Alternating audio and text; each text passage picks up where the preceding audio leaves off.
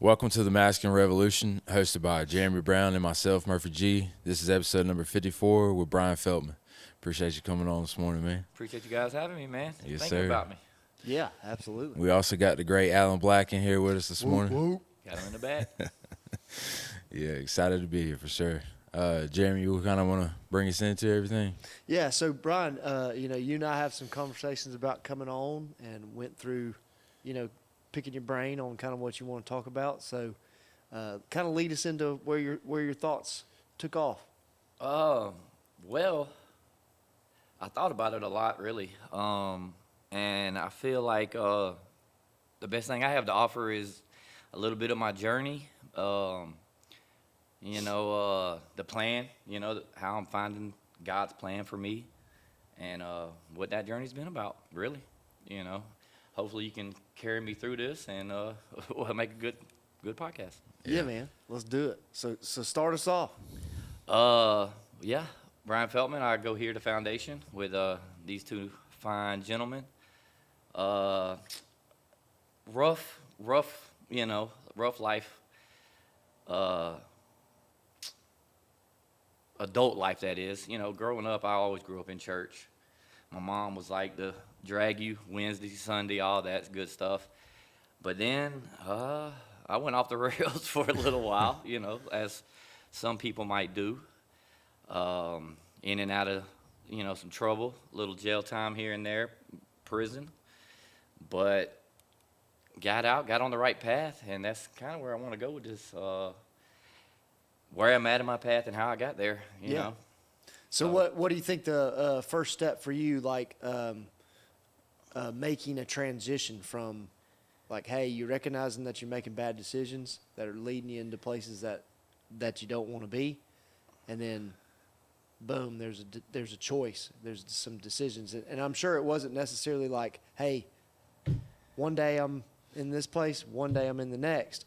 So walk us through kind of how'd you make those steps? Well, it took God a long time to beat it in my head, I think. Some people learn on their first go-around. It took me a while. And I think, I hit rock bottom. Like I said, I went to prison. Did 7 years. And it was early in that time that I really grabbed onto him. You know what I'm saying? I was really going through a hard time. And I went back to the basics, basically, I guess. I don't know. I started praying a lot more, getting into the Bible, found some guys, And then once I got to the house, back with the family, I got all these kids and stuff. And I just made that decision before I even came home, This is it. I'm going to give God this shot, And I did, and it's worked out. I mean, never knew I could be where I'm at right now in life, Not necessarily everything's perfect, but it's going in that right direction, which is, all I could ask for. Yeah. So walk me through kind of your thought process, when you're like, hey, I'm gonna make a change. What was that process? What did that process look like for you? That's a good question. It was a mindset thing, I think, first. More than anything, like I said, I just got it, it was in my mind, this is what's going to happen, And then with the prayer and stuff, it almost made it easy once I made that decision. And then getting out and getting plugged in, I got out, this was in 19 when I got out, And I didn't really have a lot. Me and Courtney were kind of, we were still working on a lot of things too, Of course, with me being in and out, that drugged them through, of course, everything that I was really going through, or maybe even worse for them. Yeah. But made that decision for them, really, for my kids and for now my wife, best decision I ever made. Yeah. Right. Yeah. Murph, what's your thoughts with, I know your story's similar. Yeah. Yeah, he hit it on the head. It was a mindset thing. I missing my daughter's second birthday, I just realized that I was done with it. Past done with That's it, the roughest parts and of so so it was just a thing of I was running in one direction and at that moment, I just knew whatever it looked like, I was gonna be running the opposite way from them, and it definitely it. I knew that it was gonna take a whole lot different ways of doing stuff than I had been doing it, and so I think for me, I was just it became a submission of whatever you got for me, I'm gonna do that. Yes. And that's because I was broke. I was just completely broken. So, you know, just trying to go the opposite way from, I had got myself into that point. So I was looking for a different way, and that was kind of the thing for me is I was gonna, like he said, my family went to church. I grew up in church, and so I just knew everybody that I knew that went to church wasn't dealing with the problems that I was dealing with. So I said, I'm gonna try this way out because I'm tired of doing it like this. Man, it's For sure. It's a whole thing, a whole struggle for sure. Yeah. So what was what's been some just not necessarily struggles from the context of just going back to bad habits, but more what's been some struggles that you've worked through in your mind, but partnered with the Holy Spirit or God, like Holy Spirit and God, same thing, but like partnering with Him. What's been some challenges to overcome in that transformation process? I think survivor's guilt is for sure one of those things where I've had so many people that I was involved with that have either died or continued down the path, and like sometimes it just doesn't seem real, you know what I mean? And it's hard to just a couple weeks ago somebody passed away, and it's just like it's hard to wrestle with because why wasn't that me? Why does, and you ask why all the time, and then because sometimes life is just too good and it doesn't seem like it's from where I was at to where I'm at now. It's like I couldn't have ever imagined it, So like sometimes it's just there's like a guilt that comes, not guilt, but just like these feelings to wrestle with when you look at how other outcomes turn out. Yeah. Definitely. I stay in prayer a lot because it works. Like smoking cigarettes. I never thought I'd quit smoking cigarettes. I started praying about that. Boom, it was gone. Alcohol, stuff like that. Going out, wanting to go out. That's the main thing. Staying at the house. Stay at the house. Yeah. It works. Yeah. Stay with your family, man. Stay in prayer because going out in the streets, you're seeing it on the news like every day now. People are getting their heads cracked for nothing out on the street, or shootings, stabbings. It's like you can't even go to the store no more, barely, but much less trying to get out in them clubs and in them streets.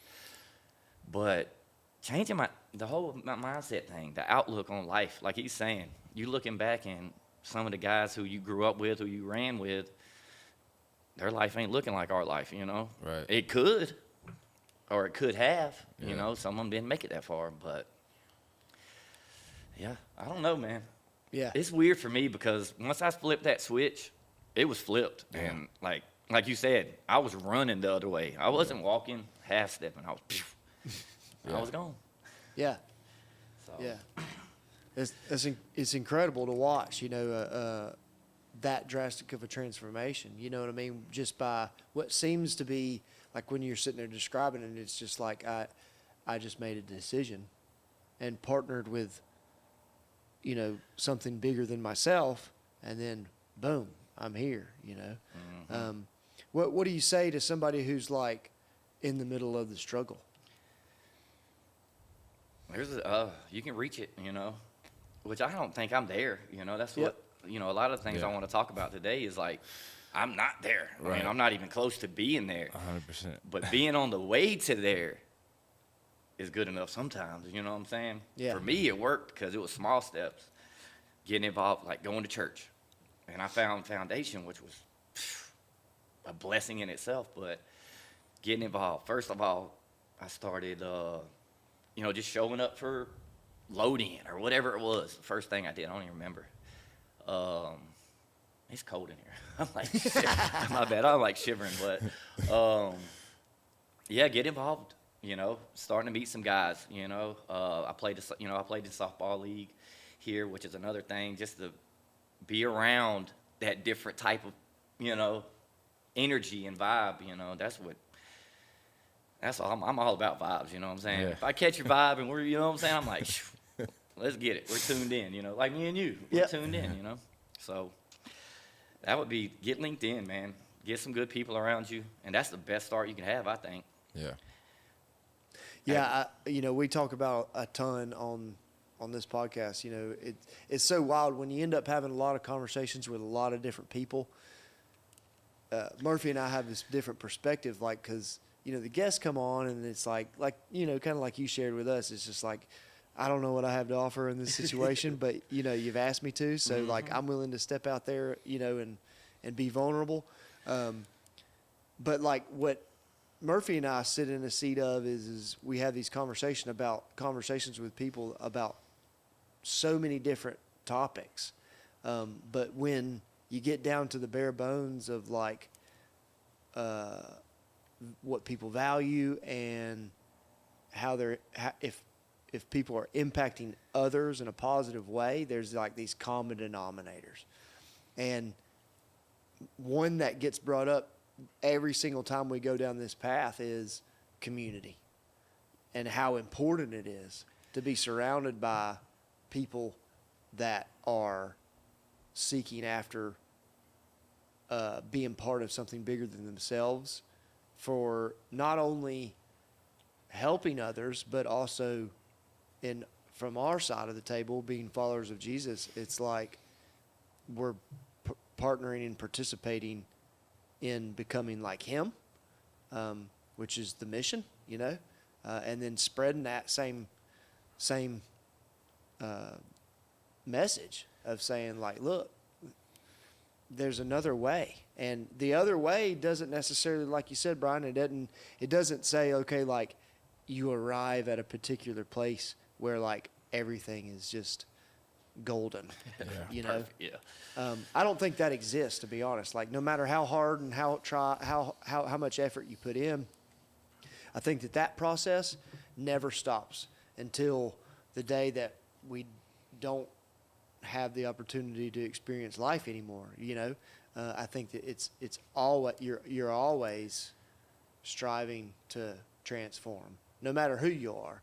And I think like it's a big deal, because I think people can get down a path and get deceived where they think, well,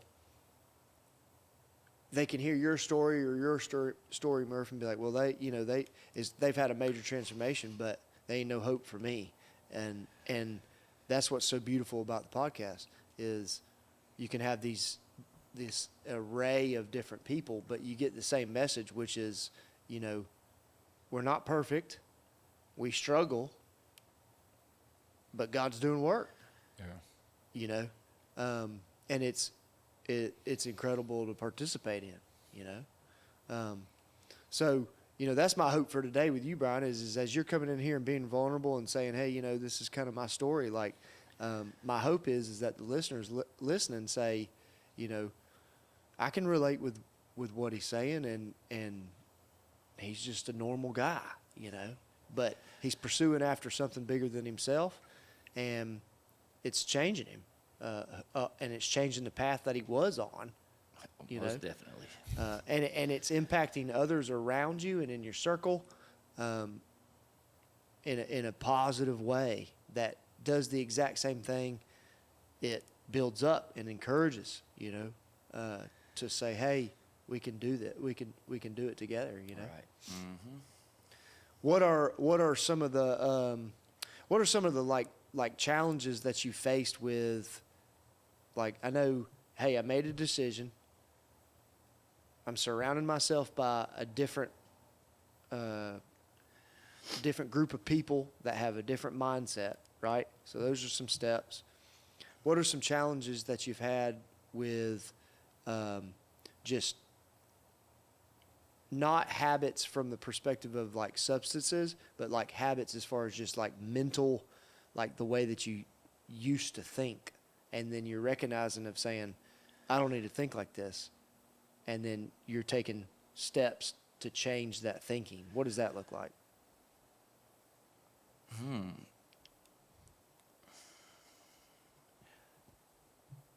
Well, yeah, change your thinking. I don't know if there's a good answer to that. I think I just go back to the mindset thing. Once I don't know, I flipped the switch. I started little baby steps. I'm still working on it. Like This thing is still like we talked about the other night with my language that I use sometimes, and I get out, you know what I'm saying, and I just get to talking, and it'll be there. And I'm like, dang. But that's the thing too. It's like the thinking, like, dang. All right, let's try not to do that next time. Or like mid sentence, I might just be like, and then I'm like, okay, I'm working towards something here. You know what I'm saying? Instead of just letting it out. That's the main thing I'm working on right now, because a lot of the stuff, it all goes together. You know what I'm saying? Yeah. It's all, once you start heading that direction, stuff just starts falling off. You know what I'm saying? Like the smoking and the drinking so much, the going out and partying, and just the conversations that you have with people and how you approach people in the conversations will change. The stuff that you talk about or the direction you're trying to take the conversation changes a lot with me now, that I realize, like, you know what I'm saying? Like, wow, like an epiphany sometimes, like, dang, I'm really making strides. And sometimes I'd be like, well, nope. Thought I was doing all right, but now, even my wife would call me out, like, yesterday. She's like, man, you've been cursing a lot, like, the last couple of days. And I've really been working on the last couple of days before that. I've really been pushing hard. Yeah. And I'm like, that's the devil, though. That's how he'll do you. Yeah. Like, he knows what you're working on, and he'll know what you're pushing for, and he'll throw little obstacles, or he'll just throw your whole mindset off, I think, sometimes. Yeah. And I just stick with it, bro. Stick with it. Keep pushing to be better. Like, goes back to the surrounding yourself with the other people, with the different type of people too. Not necessarily forgetting about your other folks. Don't leave them in the wind, of course. But when you start having different conversations with different people, your mindset starts changing, and like the way I communicate is changing as I go, which is my main focus right now. Because, like you said, the purpose is to share, the word and let everybody know. And I'm still working on the way to, communicate that the right way to the world, basically. Because I'm not real good at, I'm good at communicating. I can talk to anybody. Yeah. But bringing that to the right, because there's a way you have to do that, Yeah. And there's knowledge you have to know behind that good enough to, if somebody asks that question, I'm like, I want to be able to throw it off to them. I'm not there yet, but that's what I'm working on. I don't even know if I answered your question. Probably not. Just kind of rambling up here. Okay. You did. Yeah, I think for me it's similar. Like, it's like you were talking about kind of like a waterfall thing, like where like you give in and then it becomes easy, and then it just the next thing. It's like this waterfall effect, and I find myself like where you get under attack. Like, for me, it's typically like I naturally, I think I'm naturally kind of designed to where I like organization, and having things the way that I think they should be, which doesn't necessarily mean that I'm not saying that. I can probably take it too far at times, is what I'm saying. I can probably be obsessed over it a little bit too much when it doesn't matter as much. But it's funny, when I get stressed, like the first thing that I do is like, all right, well, let me straighten up, let me straighten this stuff up, and I'll straighten stuff up, and I'm like, okay, yeah, that makes me feel better. You know what I mean? And so which honestly, when I think through that, it's such a comical reaction because if I've had lots of thoughts through it because it's like, it really comes down to where it's like the self-conscious thing where I'm like, okay, let me reorganize some stuff so that I can feel like I'm in control of this chaotic moment. Yeah. You know what I mean? And it's hilarious because what God's kind of revealed to me through that behavior is like, hey, you're not dependent on me. You know, and I want you to be able to be in complete chaos and completely surrounded by chaos, and your attitude and your mind remains the same because you know that you got me, like God's got me, you know. And so no matter what the outside circumstances may be, it's okay. Like just give it some time. You know, you might not need to react with like, oh, let me get over here and make this squared away so that, you know, I feel better about it, you know. And so like that's one step that like God's been working on with me over the years is like, you know, yeah, I've designed you to be able to see things differently than some with, hey, put things in order and put things or structure, you know, your day in a particular way, you know, and using that structure to like make an impact and a ripple that affects out from myself, but that's a gift, but don't make that a God, you know? And so when life does happen and chaos does take place, don't go to that as your security where you're like, okay, well, let me reorchestrate things. I think that's where God's like, you know, use it as a tool, which is what I gave it to you for, the gifting that I gave it to you for. But at the end of the day, like, you need to depend on me. And so I think that like taking those small steps and thinking through those small things like you're sharing and like you're sharing, Murph, where it's like you come to this conclusion of, you know, I think everybody does, where they recognize certain behaviors that they do habitually always have a negative effect. And so either they continue down that path and become completely ignorant that that's even taking place, and really they get into a place where all they see is how everything affects them, which is where you get into like just habitual abuse, whether it be substances or the way that you treat people or the way that you even view yourself, you know, in an unhealthy way as far as just being like narcissistic or whatever, you know. It starts revolving more and more and more where your perspective is focused on you and how everything affects you, you know, and that gets you in this rut of just no good, you know. And so I think Jesus' message is the complete opposite, where he's saying, hey, cherish others more than you do yourself, you know, like the golden rule, treat others like you would be treated, you know. And so he is the complete opposite of that behavior. And what that does is lead to freedom. And it's counterintuitive, you know. You think like, well, I got to look out for me. You know, that's what the world tells us. Like, who's number one? You know, at the end of the day, I got to look out for myself, you know. And then Jesus comes in there and says the complete opposite of that. Says, nah, don't look out for you at all. In fact, put others above yourself at all times, you know. And then when you start doing that, you have these different experiences in life where you like receive fulfillment like that you didn't necessarily think that you would receive, you know, by serving others. Like, I know you're super involved with the kids, right? You know, and you get with the youth group, and it's a sacrifice. You know, we've had many conversations where it's like, hey, you know, the Falcons are on. It's a Sunday.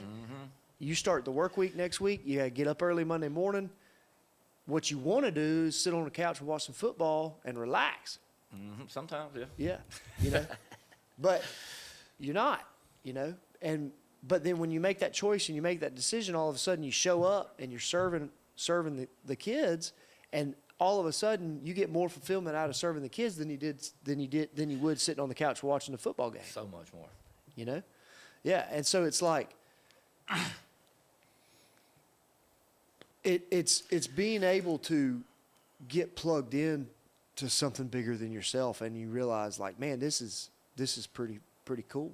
You know, that I'm participating with something that's making an impact that I couldn't necessarily experience just doing my own thing. Yeah. You know?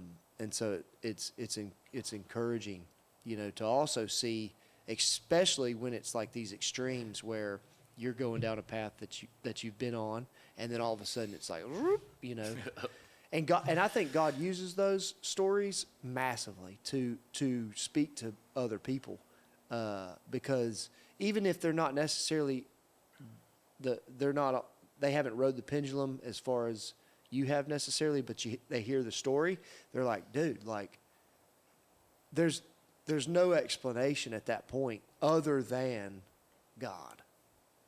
You know, I mean, and you can't, and it's really hard to deny that. Mm-hmm. You know, and I know that you've shared that, Murph, it's like that's a real thing. Yeah. Like it's only God, you know, that's sure. caused this. You know. Yeah.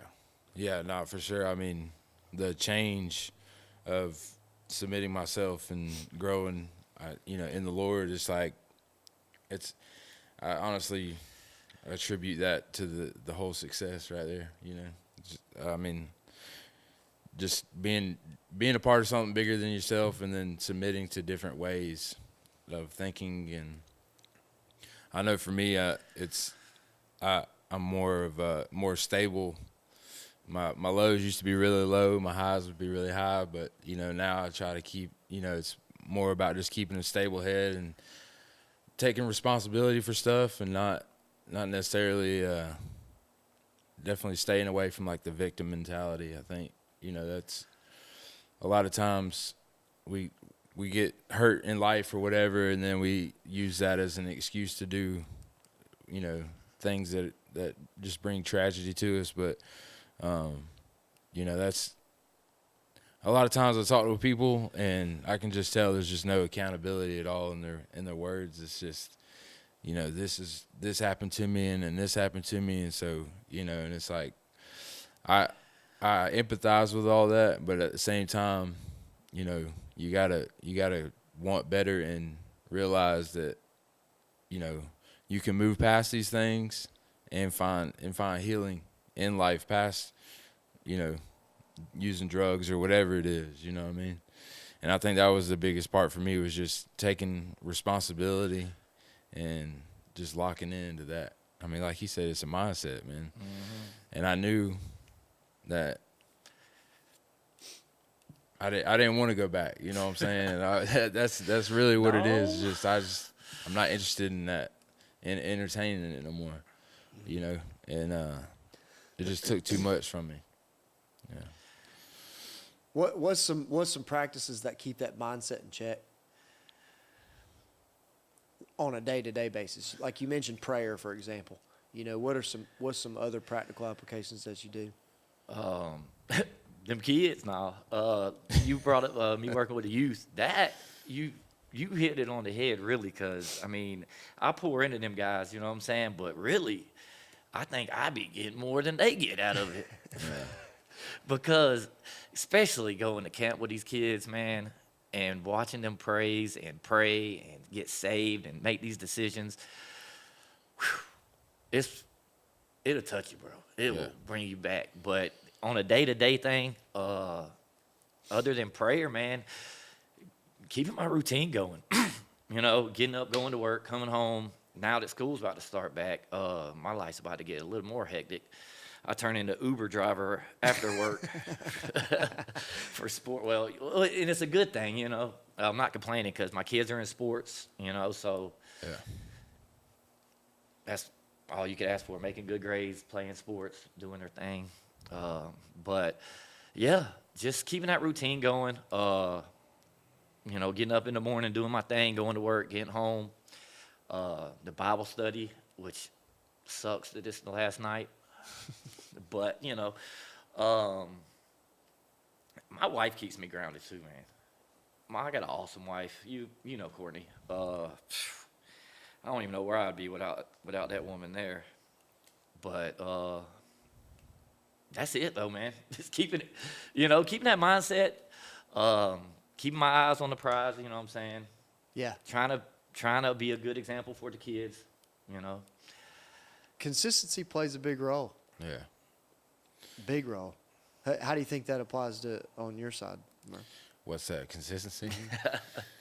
Yeah, it's a major role. Like I said, it's just, I hate to keep like repeating the same thing, but it was a different mindset. It's just a different way of living. Like used to, I'm on the go. And it wasn't necessarily for like good things, and so I think it's just finding my purpose, and now I have a different purpose in life, and so it's just a different charge in my back than what it was, and you just grow up, you grow and you realize things, some of the stuff that used to bother me back in the day I've like dealt with, and I think it's just I wanted something different, and I ran the other way, and my ears were perked to any advice, and like I said, just leaning to my relationship with God, family. I come from a good family, and so in that circumstance, I'm like super blessed to been able to have that support group around me, because they really,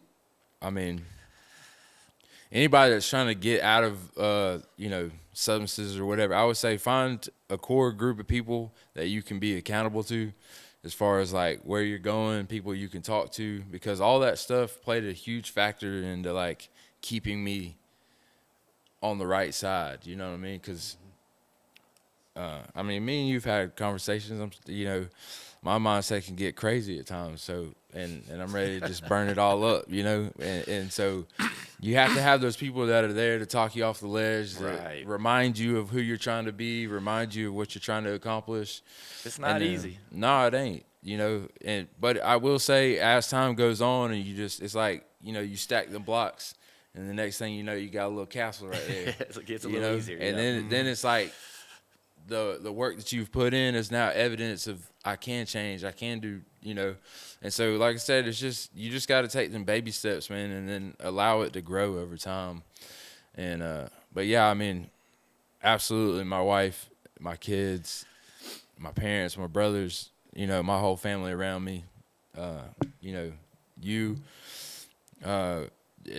I said, you just gotta understand, man, that one way leads only one way, and then you can find life outside of all that stuff, and that's really just what it was. It's like when you lose so much, you just don't want to feel like that anymore, and that's I just did not want to be in that position again, and so I just ran the other way, and I keep running.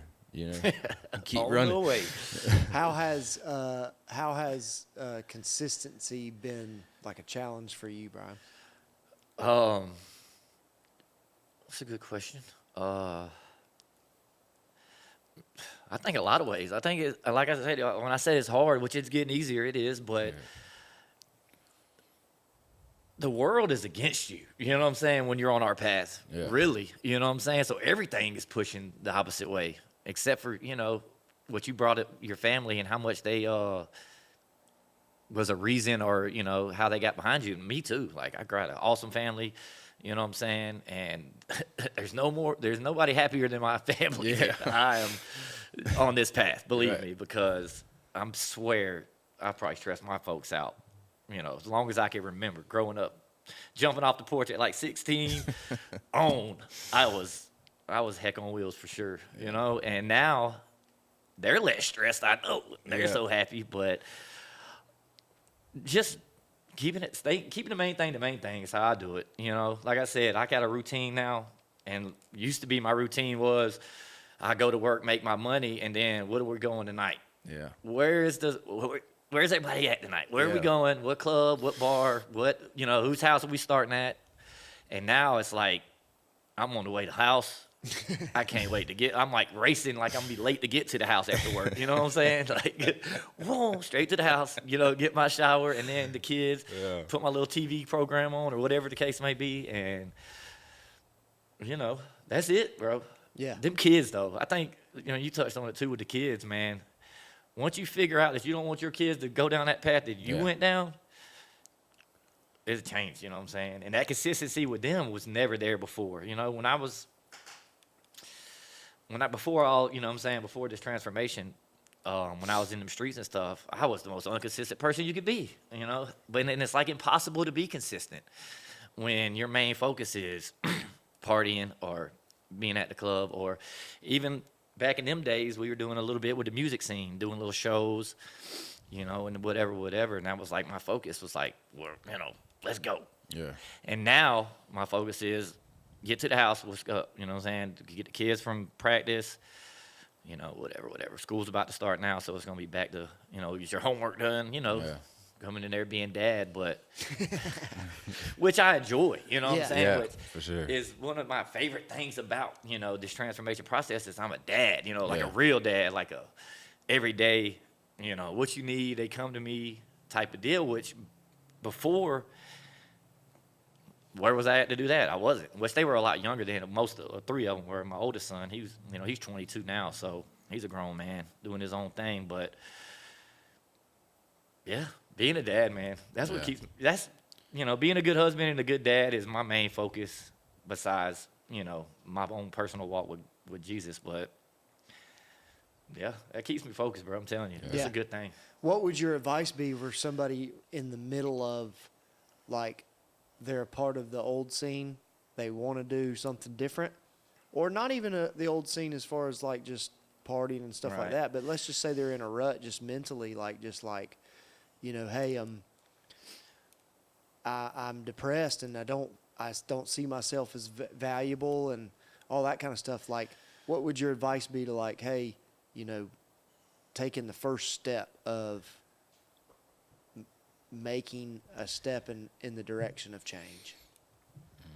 Jesus.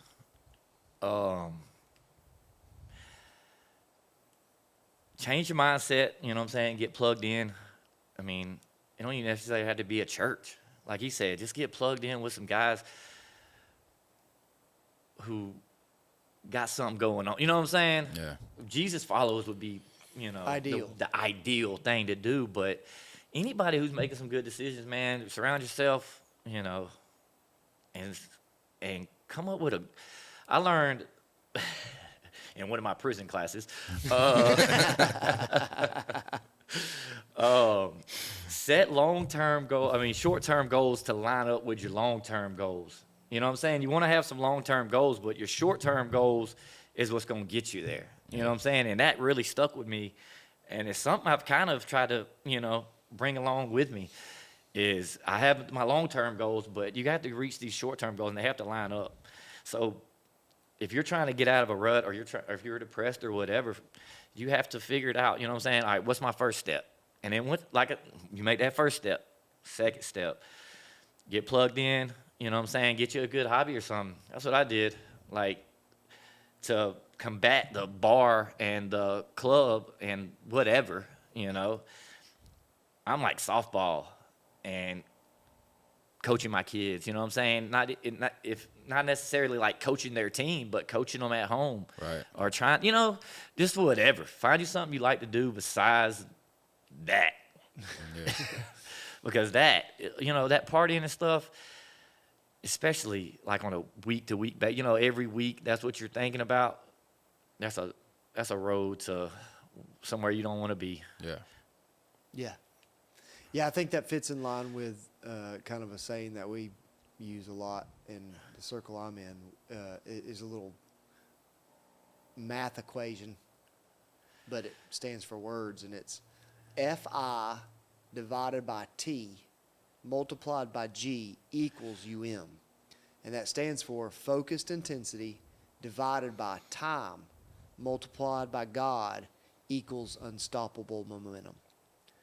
And so the first piece, which I think fits in majorly in like the book of James, where James is writing and says, hey, look, faith is good and the action is good, but the secret sauce is faith and action together, And so that's that first part of the equation, in my opinion, where it's like focused intensity. So like you're saying, hey, take a look and assess, analyze, whatever word you want to comb through, whatever. Figure out how you can align your short-term values or your short-term goals with the long-term who you want to be, right? Mm-hmm. That's focused intensity. The denominator divided by time, that's the consistency piece. So taking your short-term goals, aligning them with your long-term goals, and practicing that behavior for some time then creates a multiplication where God gets involved and something supernatural takes place where you're making an impact and it's rippling out much larger than what you could do on your own. And that's the unstoppable momentum. But I think it takes, I think our salvation and our what determines our place for eternity isn't based on works, right? That's the beautiful thing about Jesus and the gospel, is that he's covering it. But that doesn't just let us off the hook. So it's this weird dynamic that I think a lot of folks struggle with, where it's like, I mean, you and I have had a lot of conversation about it, Murph, where it's like, okay, if you're a follower of Jesus, then your behaviors are going to change. But nothing's based on your behaviors, whether or not you behave perfectly in a particular way. But if you're following Jesus, your behaviors will change if you're truly following him. Mm-hmm. But it doesn't, it's not based on the behaviors, but it's also determined by the behaviors. So it's kind of confusing at times, because you're just like, when you're trying to figure it out, you're like, okay, well, like, is it because I'm behaving a particular, I mean, like, you know what I mean? Like, it's this little contrast there, you know? But I think that, like, the powerful piece of the gospel is that it's the focused intensity. Because of Jesus, you will behave a different way. It's a shift in mindset, like both of you all have, shared on your end, where it was just like you shifted a mindset. But the time and the effort and the way that you pursue that different mindset and the consistency with that different mindset is when God says, all right, I'll partner with you. I'm going to partner with you, and I love you.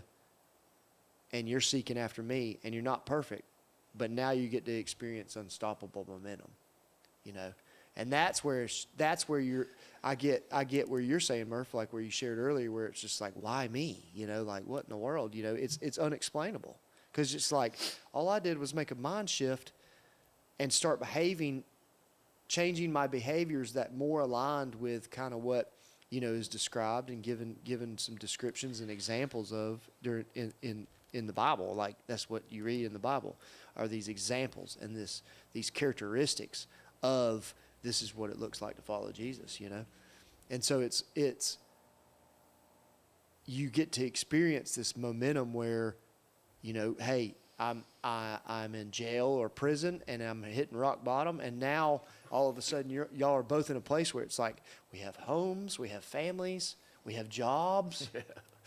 We're contributing to the community around us. Seems crazy. And not that long ago, I was in a cell by myself, paying the consequences for choices made, and so it's like, what in the world?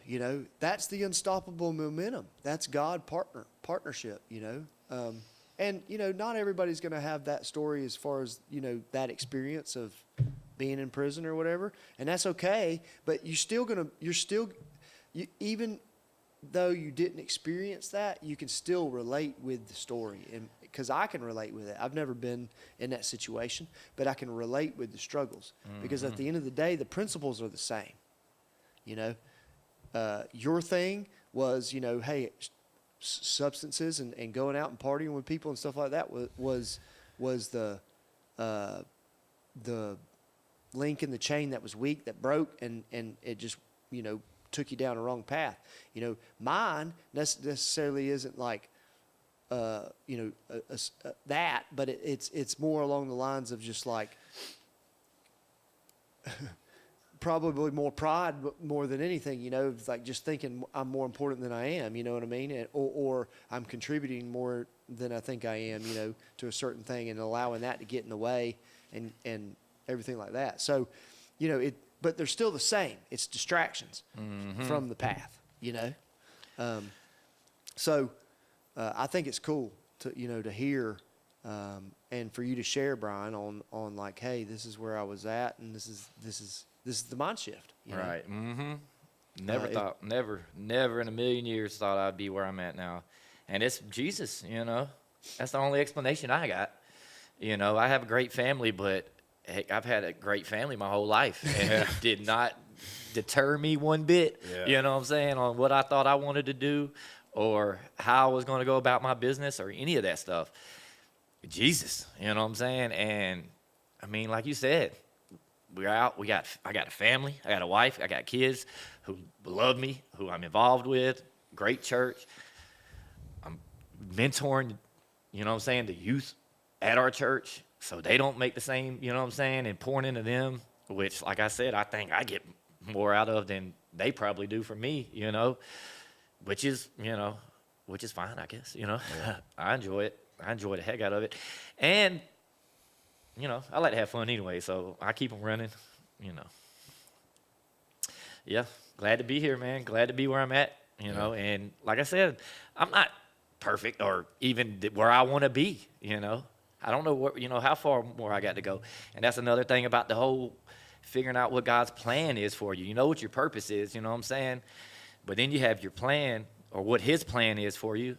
And I'm still figuring that out. Youth was on his radar, and I didn't even think, I never thought that would have been somewhere I would have been good at or enjoyed on the level that I do, So you never know. Take a leap.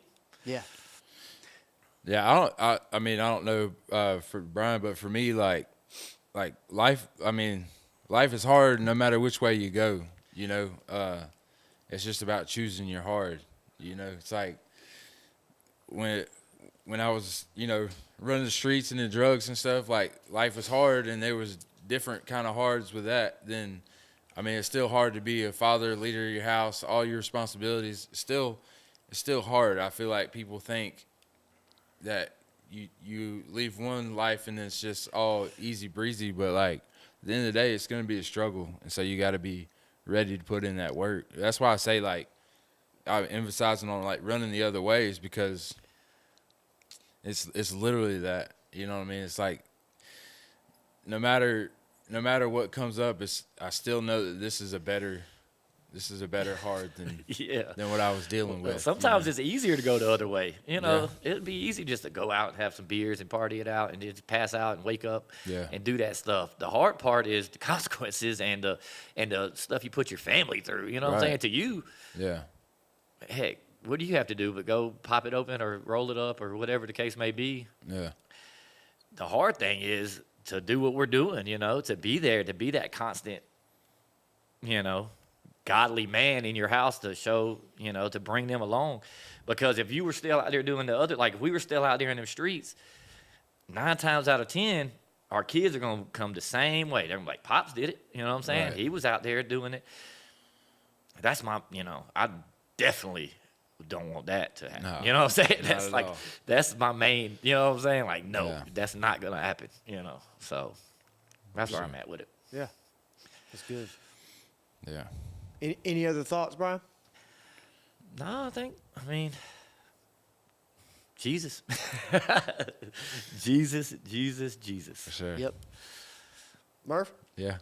No, I mean, yeah, man, just Jesus, change your mindset and run towards it, like with I don't know, pure intentions, just run towards that direction of the opposite of what you got going on. You know what I'm saying? Like, yeah, I didn't know. I didn't that, like he said, like I didn't know what that would look like. Like if like to think that I'd be doing a podcast like this, it just blows my mind at times, And so I'm just saying, you never know where you're gonna where it'll take take what you. the plan is. You That's don't what I'm know. saying. Like, you just never know. But I was just running in a different direction, and then, doors open up along the way, and you figure it out. Mm-hmm. So I just say trust the process.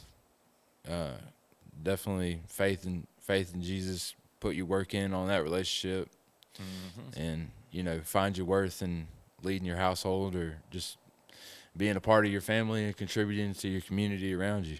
I think all those things it'd be hard to not be successful with it in some sort of way.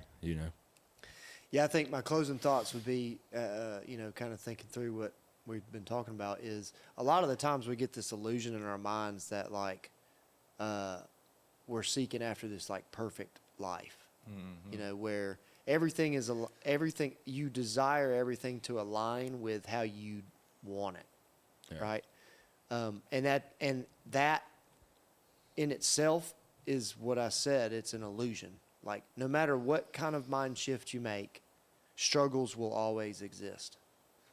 And I think the biggest good news factor of Jesus is that, hey, he provides a way to where the load of the struggles is no longer on your shoulders. You're free. Yeah. And so it's like, look, don't believe the lie. And the lie is that struggles will always be present. Don't think that they're not going to be. But the beautiful thing about the gospel is that you don't have to carry it. You get to depend on somebody who can. And, different personalities can go longer on their own and project that they're handling it and everything's squared away. But there's always cracks. With Jesus, though, the cracks exist, but they don't matter because the foundation's sitting there and it's rock solid and it ain't going nowhere, And so it's like, relax. And the beautiful part of the relaxation piece is that even though chaos will present itself, it's all good. God's got you. Yeah. And I think that goes back to, Brian, we've been studying the Sermon on the Mount. Jesus talks about a house being built. Remember? Mm-hmm. And he's talking about, hey, there's people who build houses on sand and there's people who build houses on rock. And that's exactly what I'm talking about. Be the person who builds the house on the rock because the rains, the waves, the storms, the wind, they're going to come. You can't avoid it. It's impossible. If you're alive, you will experience it. Now, different people have different extremes of those experiences, but regardless, you're not exempt ever. And so this illusion of, I'm gonna behave and act a particular way to alleviate that doesn't exist. And so when you come to the conclusion, I think, of recognizing that exists and in saying, instead of trying to push it away, you kind of embrace it, it's a totally different experience.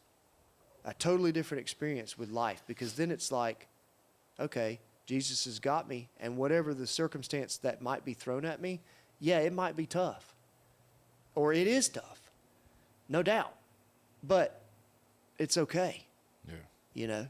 It's okay. And then if you do what you're saying and you gather people and or you participate with people that are like-minded and are on the same mission, all of a sudden, even when life happens, you're not doing it alone, You've got people there to support you and encourage you and build each other up, and it's a totally different experience, even amongst the chaos. I think that's where you look at the disciples' lives a lot of the times where it's like they were being pursued after because of the message they were teaching to death.